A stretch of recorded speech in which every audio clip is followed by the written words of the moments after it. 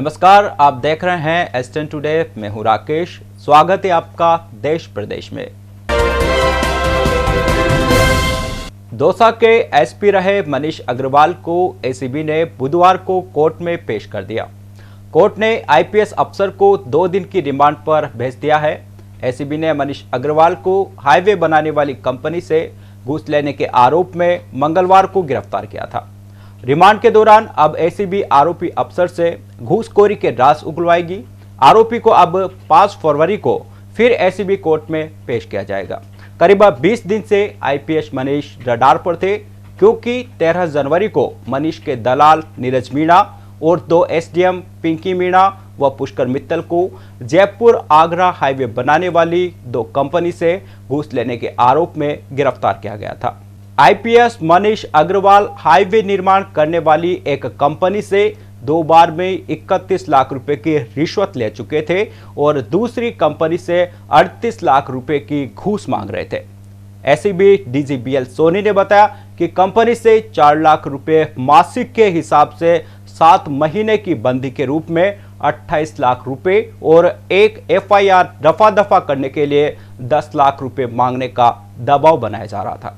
गिरफ्तारी के बाद मनीष के घर और अन्य जगहों पर सर्च अभियान चलाया था।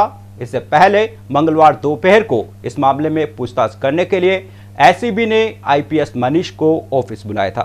पूछताछ के बाद शाम को उन्हें गिरफ्तार कर लिया गया। इसके बाद एसीबी की टीमों ने मनीष के घर और अन्य जगहों पर सर्च ऑपरेशन शुरू कर दिया। बीएल सोनी ने बताया कि पिछले दिनों डायमंड कंस्ट्रक्शन कंपनी के प्रतिनिधि बलजीत सिंह ने शिकायत की थी कि मनीष ने उनसे 2 बार में 31 लाख रुपए रिश्वत ली है। इसके बाद जांच की गई तो मनीष पर संदेह और गहरा गया। इससे पहले 13 जनवरी को दलाल नीरज मीणा की गिरफ्तारी के बाद मनीष के मोबाइल जब्त कर लिए गए थे।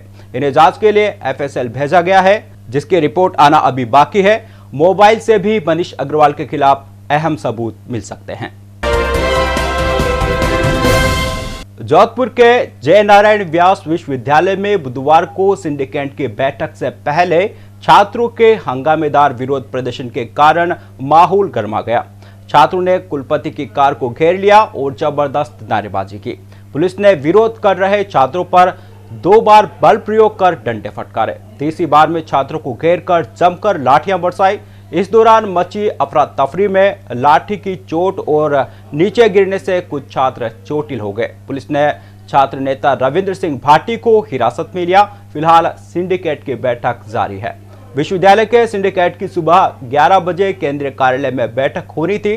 सिंडिकेट बैठक के खिलाफ एबीवीपी से जुड़े छात्र केंद्रीय कार्यालय के बाहर धरना देकर विरोध प्रदर्शन जता रहे थे। इस बीच कुलपति प्रोफेसर पीसी त्रिवेदी की कार आने के साथ माहौल गर्मा गया। छात्र संघ के निवर्तमान अध्यक्ष रविंद्र सिंह के नेतृत्व में छात्रों का एक समूह उनकी कार के आगे लेट गया और कुलपति गो बैक के नारे लगाने लगे। इस बीच छात्रों ने कुलपति की कार को घेर लिया। उन्हें कार से निकालकर कार्यालय में पहुंचाने के लिए पुलिस ने छात्रों को दूर करने का प्रयास किया, लेकिन विफल रहने पर पुलिस ने हल्का बल प्रयोग करते हुए डंडे फटकारे और छात्रों को खदेड़ दिया।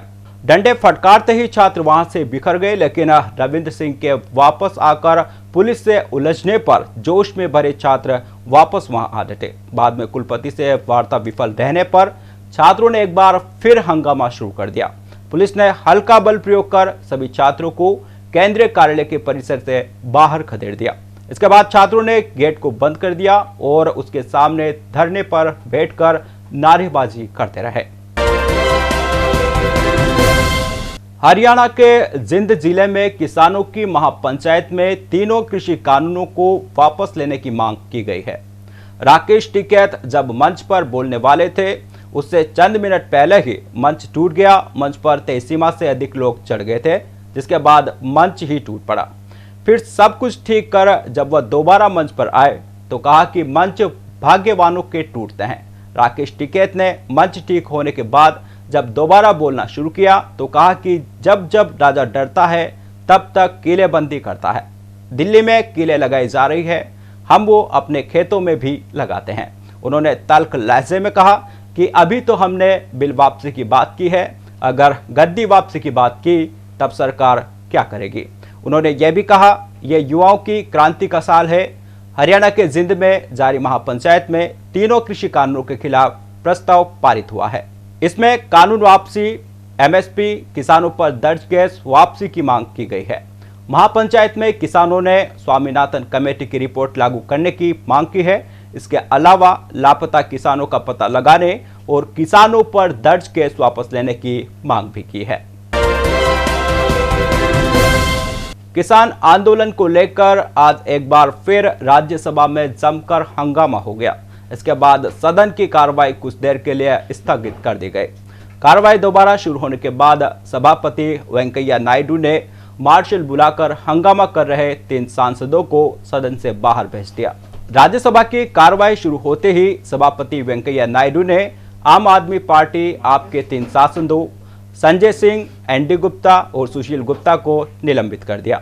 इन सांसदों ने नए कृषि सुधार कानूनों को निरस्त करने की मांग करते हुए राज्यसभा के अंदर नारेबाजी की थी। नायडू ने तीनों आप सांसदों को निलंबित करते हुए कहा, मेरे धैर्य की परीक्षा न लें, मुझे आपका नाम देना होगा और शेष निलंबन के लिए नियम 255 का उपयोग करने के लिए बाध्य होना पड़ेगा। उन्होंने कहा कि सदस्यों को चैम्बर के अंदर इस तरह की अनुचित गतिविधियों से दूर रहना चाहिए।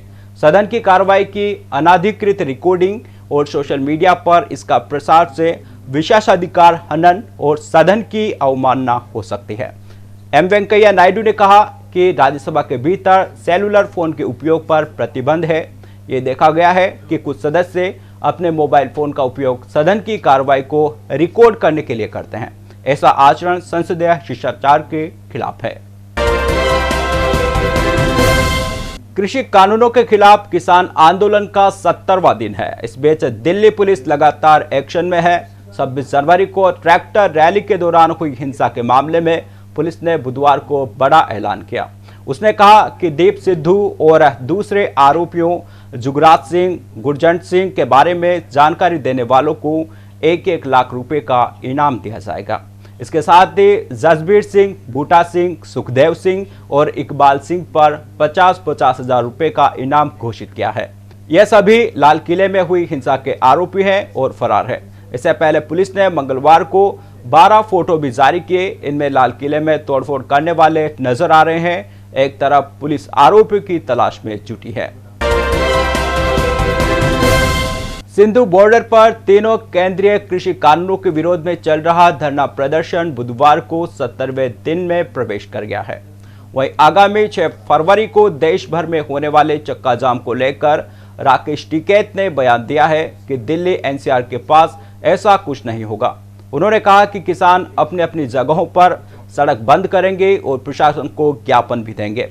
राकेश टिकैत ने कहा कि आंदोलन कभी कमजोर नहीं हुआ, लगातार हमारी लड़ाई जारी है। उन्होंने कहा कि हमारा दिल्ली घेरने का प्लान नहीं है, लेकिन हम किसी दबाव में नहीं झुकेंगे। राकेश टिकैत ने आंदोलन के वक्त भावुक होने पर कहा कि पुलिस जबरदस्ती प्रदर्शन स्थल खाली करवाना चाहती थी, लेकिन अब पुलिस पीछे रही और उसके गुंडे आगे रहे। पुलिस अगर हमें उठाएगी तो दिक्कत नहीं है, लेकिन गुंडे आगे क्यों आ रहे हैं। सुप्रीम कोर्ट ने गणतंत्र दिवस पर राष्ट्रीय राजधानी में ट्रैक्टर रैली हिंसा से संबंधित याचिकाओं पर सुनवाई की। इस दौरान कोर्ट ने गणतंत्र दिवस पर राष्ट्रीय राजधानी में ट्रैक्टर रैली की हिंसा की जांच की मांग वाली याचिकाओं को स्वीकार करने से इनकार कर दिया। Chief justice एस.ए. बोबडे ने कहा कि सरकार मामले को देख रही है और कानून अपना काम करेगा। सुप्रीम कोर्ट ने याचिकाकर्ता को कहा कि वो यह अपील सरकार के सामने करें।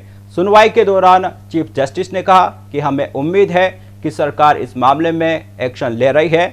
ऐसे में हम इस मामले में दखल नहीं देना चाहते हैं। आप सरकार के सामने अपील कीजिए। करीब 141 वकीलों द्वारा चीफ जस्टिस एस.ए. बोबडे की चिट्ठी लिखी गई है, जिसमें अपील की गई है कि किसान आंदोलन के आसपास हुए इंटरनेट बैन, दिल्ली में हुई हिंसा के दौरान पुलिस के नाकामी की जांच के मामले में सर्वोच्च अदालत दखल दे। हरियाणा के जिंद में महापंचायत होनी है। यहां कंडेला और खड़खड़ के पास 2 कार्यक्रम होने हैं।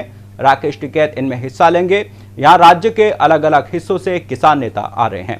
राकेश टिकैत की अपील के बाद से ही पश्चिमी यूपी, हरियाणा के किसान एकजुट हुए हैं। खासकर जाट समुदाय का खुलकर समर्थन मिल रहा है। तो देश प्रदेश में फिलहाल इतना ही। S10 टीम को दीजिए इजाजत। नमस्कार।